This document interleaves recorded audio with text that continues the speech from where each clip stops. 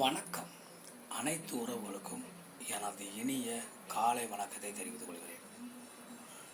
ஒரு சிறு சோதிட குறிப்பை உங்களோடு பகிர்ந்து கொள்ள வருகிறேன்.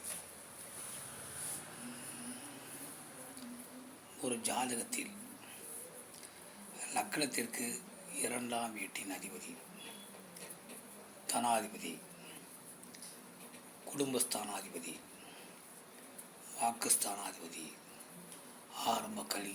ஆரம்ப கல்விக்கு அதிபதி, இப்படி நல்ல பேச்சு திறமை கொடுக்கக்கூடிய அதிபதி, இப்படி நிறைய அந்த 2ஆம் வீட்டின் அதிபதியை பற்றி சொல்லிக்கொண்டே போகலாம். அந்த 2ஆம் வீட்டின் அதிபதி லக்கணத்திற்கு 7ஆம் வீட்டில் இருந்தால் அந்த ஜாதகர் எப்படிப்பட்ட பிரச்சனையாக இருந்தாலும் முடித்து விடுவார்.